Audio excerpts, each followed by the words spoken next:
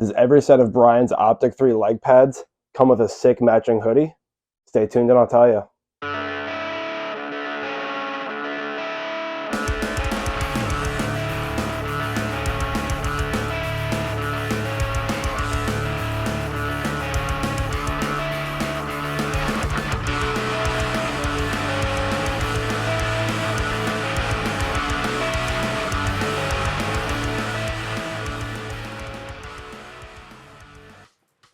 What's going on, everyone? My name is Dudo and I'm the Goalie Gear Snob, and hidden down there is Rex. Him and I are going to tell you about the new Brian's Optik 3 leg pads that I received from Brian's.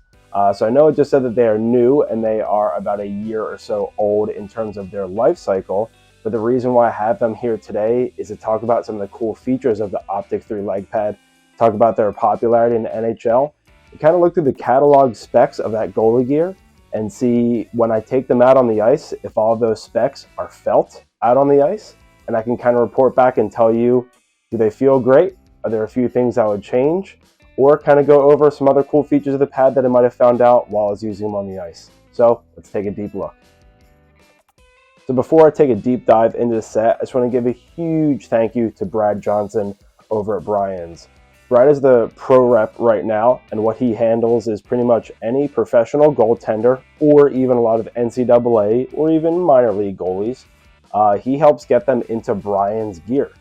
So he has helped out with Vamelka, Carter Hart, Shesterkin, Halak. There might be a few new names popping up this year. Not 100% sure yet. We'll have to see. But I just want to give a huge shout out to Brad for letting me take take this whole set out for a spin and really get to use them out on the ice and present them to you guys here. So let's take a look at them. So these leg pads here, this is the Optik 3 leg pad. The colors are navy weave, then we have gray solid with the red matte hits kind of throughout. And then on the inside here, you're going to see that silver Primo material. I know when I posted these on Instagram and TikTok, a lot of people posted and replied with a few Transformer gifs and a few other things there as well. For me, I personally have never seen Transformers. I'm not 100% sure what Optimus Prime looks like. Sorry, never really got into it when I was younger. Feel free to let me know down in the comments if I'm wrong. But looking through everything else here, I know that this is an Unreal leg pad. So when I've used Brian's in the past, the last set I used is actually an Optik 1. Never got a chance to take the Optik 2s out for a spin.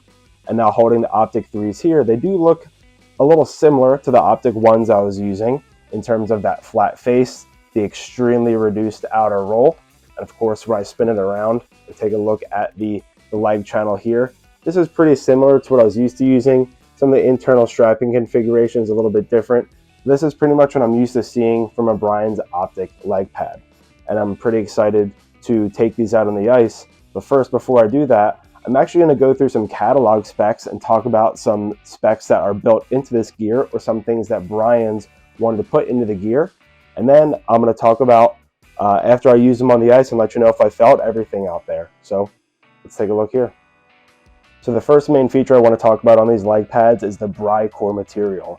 Brian's has this specific carbon material across the inside of the pad that kind of helps retain this shape and this rigidity. And new for the Optik 3 was they actually did more of a max core. So you can see this is a pretty dramatic shape that is underneath of the knee here towards that top half here as well. And also just want to make a note here that Brian's actually denotes what core and size their pads are on stock.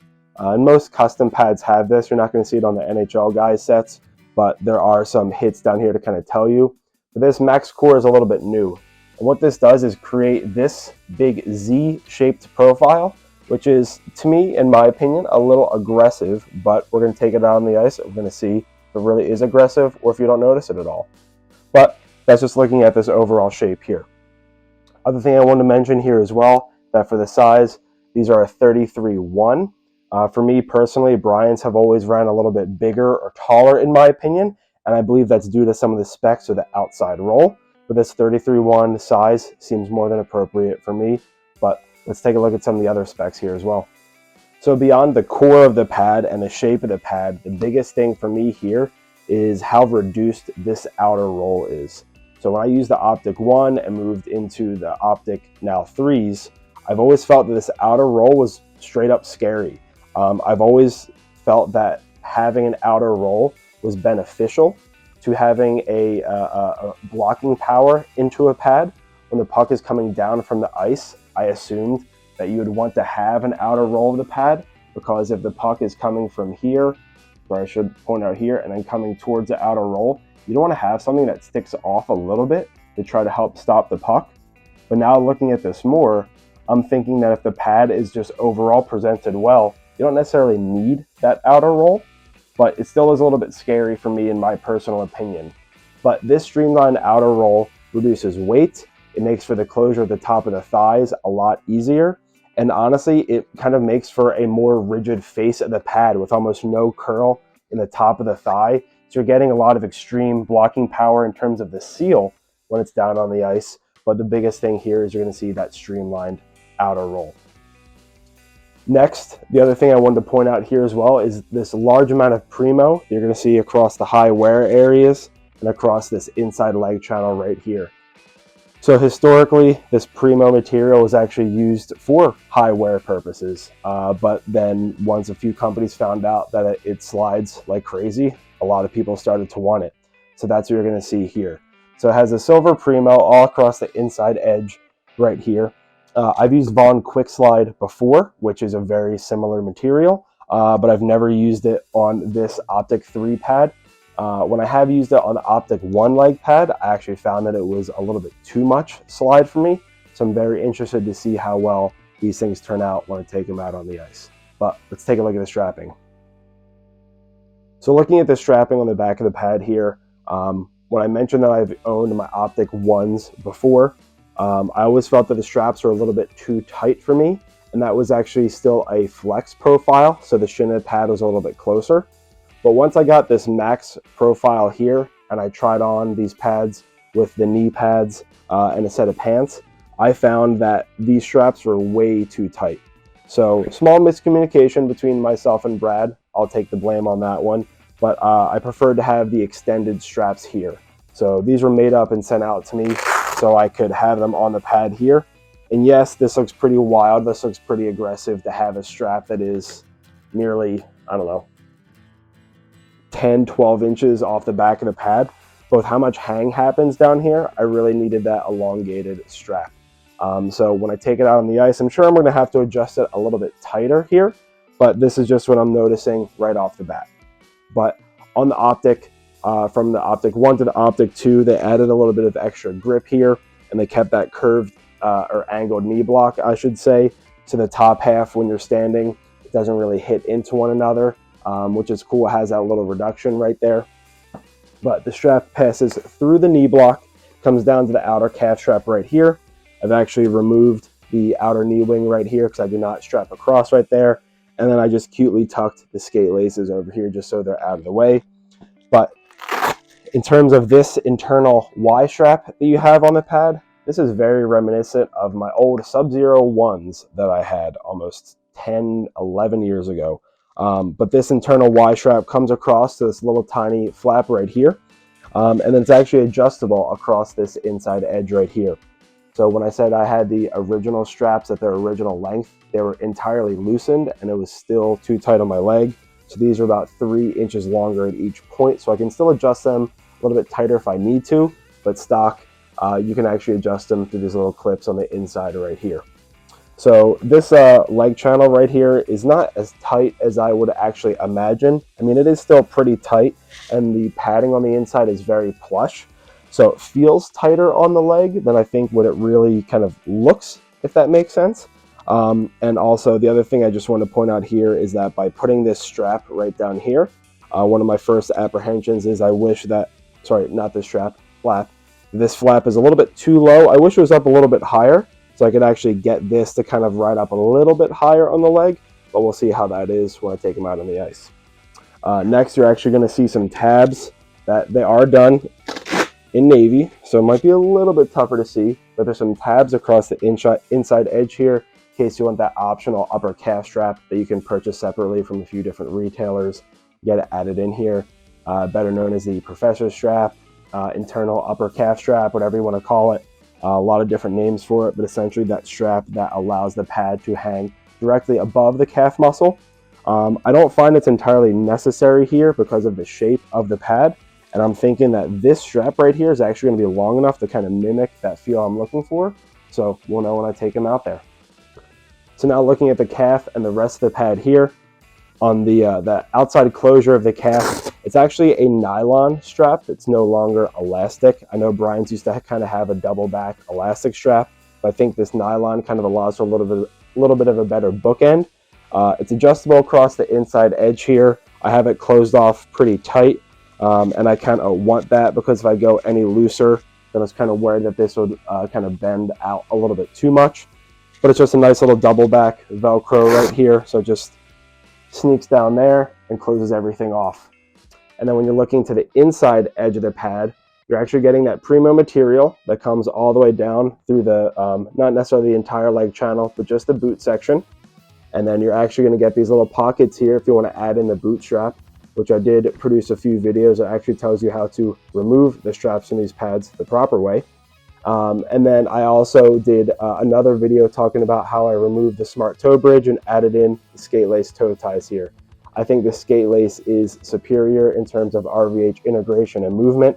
I really like having skate lace here, but if you want to kind of mess around a little bit more with some of the Brian's elastic materials, they make some smart toe straps and some smart boot straps, which are incredibly well constructed. If you want to give those a try, you can. I just prefer that skate lace and think this is way better for RVH integration. So that's a quick overall look at these Brian's pads here, and I can't wait to talk about the glove and blocker next. If you've watched enough of my videos so far, you know I never say that a blocker is just a blocker. I think that's wrong. I think that's an old school mindset. Having a blocker hand position is really what makes or breaks a lot of different save selections. And looking at the Optik 3 here, the first thing I notice is that it is stupid light. As I'm holding it right here, I find that the weight in my hand, it feels very well balanced. It feels very well positioned. I can tell that the hand position is slightly above center, so you get enough of the blocker that kind of sticks down below the fingertips here. In terms of the overall construction, this is absolutely unreal. I love how these blockers look. I even like the original Optik 1 when I actually didn't even have this little strap running across. But I like that they've added this back here for some sidewall rigidity, and this Optik blocker looks really well made for me. So looking at the overall graphic, again, that navy weave, you're gonna have the red matte and the gray solid here as well. And then you're gonna have a few little hits of Primo. No, maybe I'm wrong, sorry. No Primo across the blocker here. But it looks very well constructed. So when I put my hand in here, this is just going to be a stock senior palm. Again, this set is from Brian's demo line, so it's going to have all the stock features. But when I put my hand into it, I notice that this blocker palm is incredibly well fit to my hand, which is slightly below that size senior or like a 14-inch player glove. I'm around like a 13 or 13 and a half, but this is perfect for me. If you've used Brian's blockers in the past, their palms were made a little bit too long. So a lot of people would order an intermediate palm just to make it feel like a senior. And if you ordered the Brian's XL palm, it was almost like a size 16-inch player glove. And that was just due to the person that was designing those palms, traced it off of his hand, who had a naturally larger hand than most. But now they're kind of a little bit more reshaped, a little bit better resized. Great material right here. Great connection points across the back of the fingers for mobility. You can even adjust the tension of the palm towards the fingertips if you would like that. So you can actually pull this and undo it and pull this even tighter if you'd like to, which keeps that index finger locked into that padding. I like it a little bit looser just to try to keep a little bit more flexibility and mobility. That's my preference here, but you can do that. Looking at the blocker here on the sidewall, incredibly mobile, works very well across the side of the hand here. Again, the palm feels great. And the last thing I wanted to mention here as well is the BOA. BOA strapping is incredibly popular amongst goalies that want a more snug fit, but they don't want it to really crank tight on their hand, or if they're used to having some straps that loosen up over time, this is what the BOA replaces. So you just simply pull the dial out, everything loosens up, and you press the button back down, and you start to ratchet it closed, and it kind of gives you that proper tension and doesn't loosen up over time. Quick funny story about the BOA. When I broke this part of my arm when I was moshing at a Knocked Loose show, I snapped my ulna clear in half and had to get a cast on it. My cast came with BOA, and the doctor was somehow blown away that I already knew what BOA was and was able to fit my own cast, my own tension that I like, but maybe don't go moshing at a show. So now that you guys know that I'm in mosh retirement, just looking at the blocker board here, I did want to point out a few other stock specs as well. So I forgot to mention that the blocker board was beveled.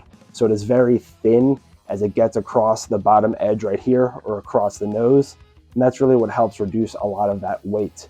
And then specifically across the backhand, Brian's is actually calling this low and wide in terms of the cuff shape. So that's a pretty cool little feature for me that I'm hoping to get to feel on the ice, because I really like to articulate my hand out. Is this back cuff is very low. It doesn't come up to match the height of the blocker. And it's very wide and open across the back right here. So I'm really excited to see how this performs out on the ice, and going to see what happens. So this is a Brian's Optik 3 glove. Colors are going to be navy weave, red matte, and gray solid in all stock specs. So stock specs are going to start off with a single T. You're going to get the full NHL spec perimeter, and this is what Brian's calls a 40-degree break. So I'm going to close it here.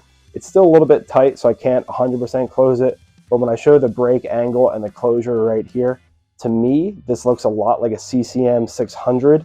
So that's kind of what I'm imagining right here. It has a slightly shorter cuff than some of the 590 or even some of those 580 gloves have right there. So the cuff kind of feels like I'm not covering as much on the inside towards my body. So that's my first initial thought. But I have a lot of pocket, a lot of catching surface past it. So I'm interested to see when I go out on the ice, am I going to start getting pucks to beat me between the cuff and the body, or am I just going to be able to catch everything past my hand? So again, that's a closure right there. So the other thing that Brian's has been known for is starting to really shorten the backhand of their gloves. So a guy like Jake Allen, who has been using a Brian's Optik glove for a while now, you've really seen his hand start to project out. You've really seen how short that backhand is, and it's no different here on the Optik 3. So similar to the blocker, this cuff kind of sticks off the backhand of the glove a lot, and it's really articulate across the back of the hand, and it's very adjustable. So for someone like myself, who used to actually just remove this entire cuff completely, I've noticed I don't really have to do it here on this one.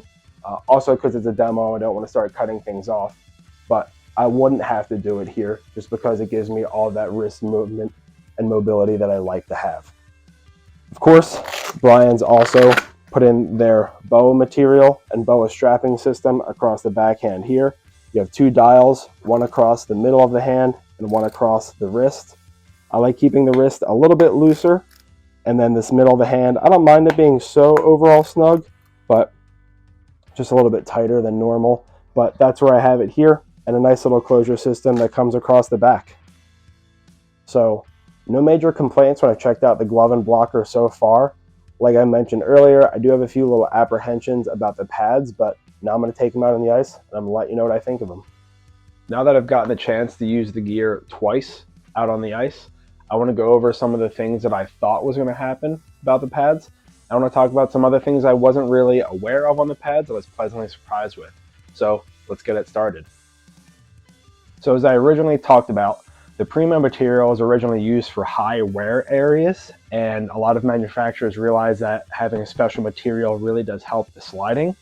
For me, I don't know if it was just because these are demos or samples, but this sadly was the slowest sliding pad that I've used in quite a while. In some of the video that I've been kind of adding in, or will add in through this here, you can kind of see in some areas where I'm actually like double pumping or having to really dig in my edge twice to be able to push where I need to go. For whatever reason, this just felt super sticky to me. I just wasn't getting the slide I liked.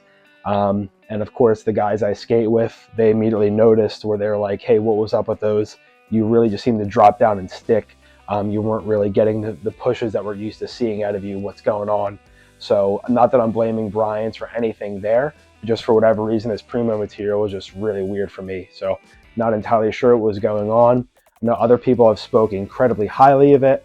I have an almost identical material in Bond Quick Slide on my V9s, which they slide way too fast, but this was the complete opposite for me, so I'm not 100% sure what was going on there. But moving next into the strapping, I know I had to get these extended straps here, and man, I really love this strapping. It was so simple, so clean, so easy to get on and off the leg, and I really loved these extended straps right here. They worked so well. I only had to tighten up the top internal strap, only about maybe by an inch or so, but it was the perfect fit for me. I did not need to have a professor strap. I did not need to have anything modified with this outer flap right here. It sat incredibly well on my leg, extremely comfortable. Even the air pillow on the inside edge was super noticeable, and they're really comfortable down in the butterfly, and I really like that feature. So Brad, thank you for getting me those extended straps. Really helped out here. But the last thing I wanted to point out about the pads before I move into the glove and blocker is down here at the boot.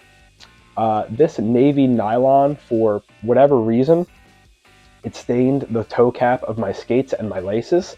So I'm not sure what was happening with the navy here, but it was just an interesting thing that I wanted to point out, that now the tips of my skates have a slight bluish hue to them, and my laces that I just put in before I use these have already started to turn blue a little bit.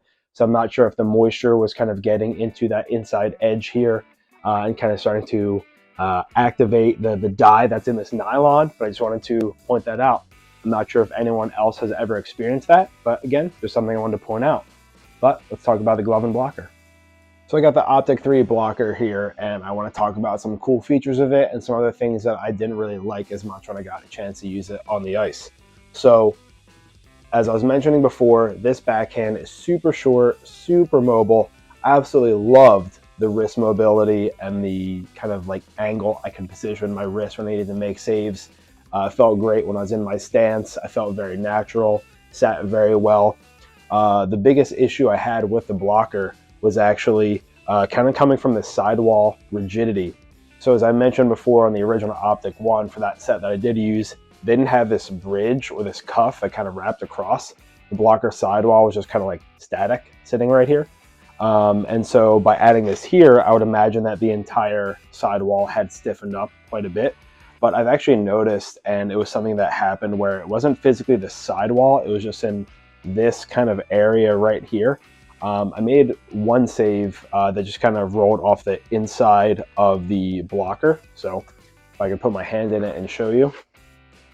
I went to kind of like project and roll my wrist out to try to be able to get it off the blocker and move up and away to the corner. And it actually clipped off the inside and like rolled in and kind of went the complete opposite side. So as I'm following with my eyes to get it out, it rolls off the complete opposite way, and I noticed that the blocker like rolled on my hand. So like I mentioned before, I had a really good balance point, a really good feel. I just happened to take that one puck that kind of forced it to roll on the inside. Maybe just because I'm using other stiffer, thicker boarded blockers that I didn't really like that as much. Like I've really been using that 1X Hyperlight 2 blocker that's sitting right there, and I've been using my Axis 2 back there, and I've really liked those with how that board sits and reacts on the hand. So I just felt that was a little bit weird here. But the BOA strapping was absolutely incredible. The palm itself felt fine. I noticed that when I sweat in it, I kind of started to notice like the gnash that was kind of pilled up from previous users, maybe a tiny bit gummed up from whatever adhesive or grip tape the last goalies were using on their sticks. I kind of felt that across the finger, so it didn't just feel as fresh, but again, it's a demo. And then the other thing I noticed too is that I have extremely sweaty hands. I've already talked before about how the Axis 2 gloves have the best kind of drying materials inside of them. I soaked through this blocker within like 40 minutes of using it. And so like my grip tape was like soaked in sweat. Sweat started running down my stick. I had sweat dripping off the tips of the fingers here.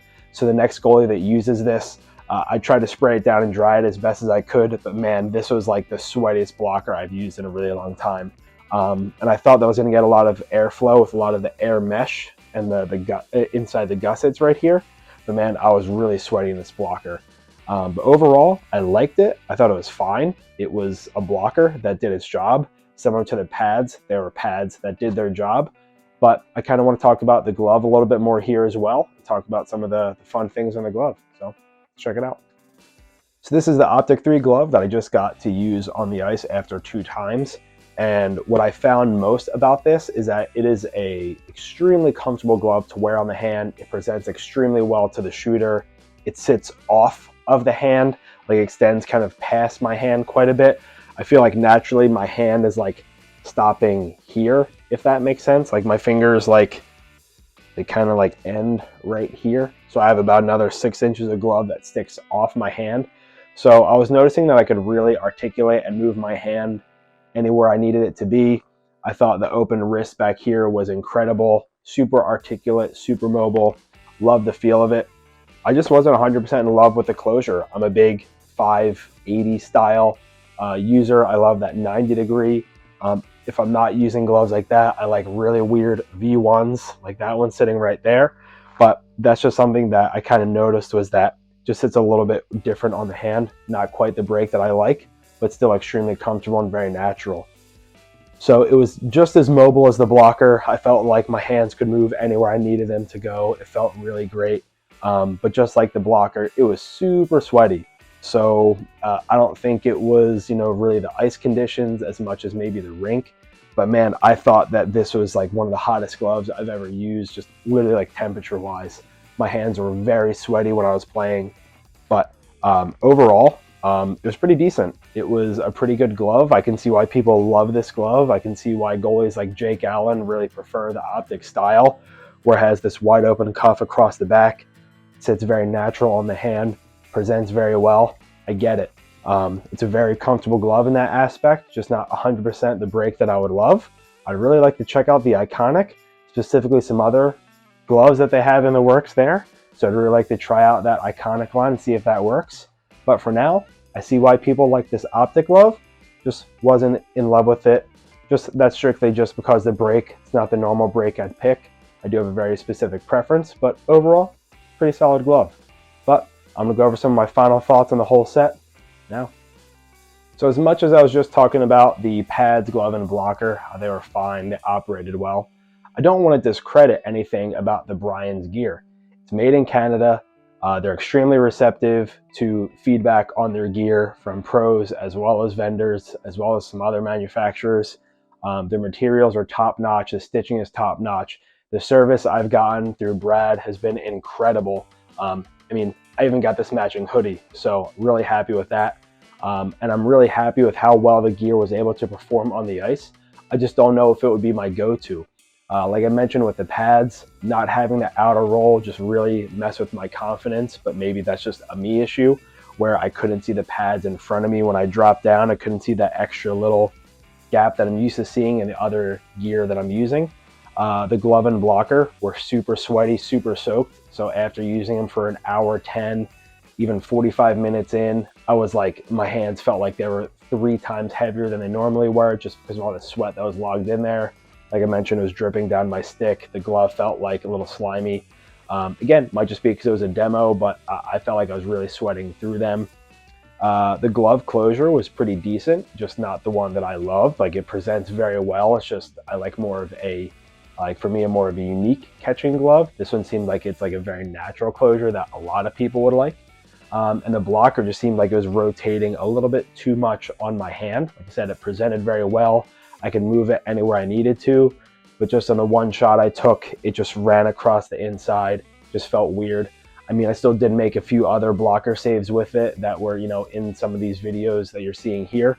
But man, I noticed that, after it hit the inside and roll in, just, I don't want to say it burned me, but sounds like it did. But across like the other ones I took that were on the blocker face that moved away were fine. It was just that one that hit me where it rolled the whole blocker on the inside. It just felt a little bit weird. But overall, very happy with how the Optik 3 line performed. Very happy with the sizing. Very happy with the strapping. Very happy with their quality and construction.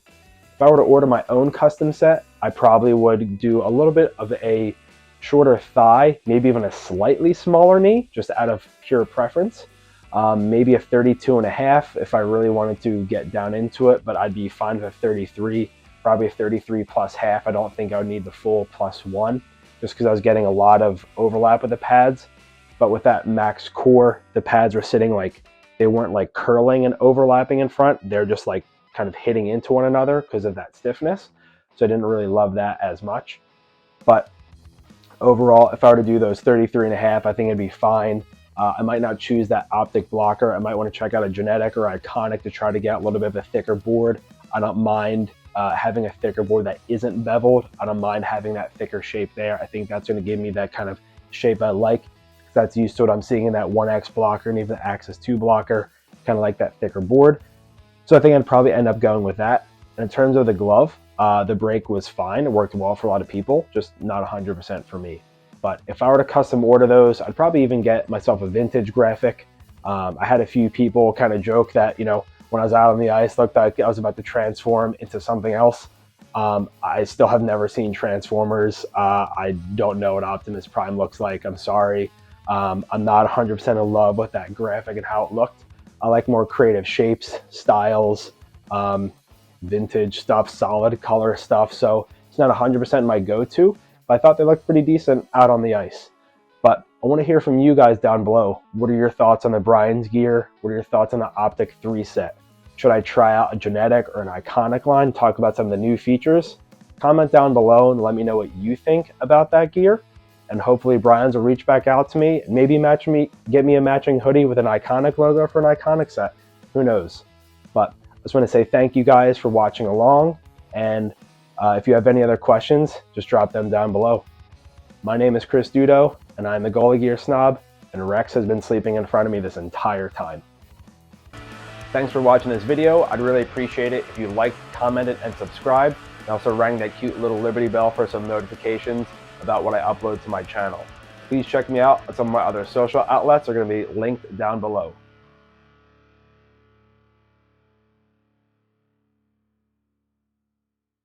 Rex, tell everyone to subscribe. He said subscribe.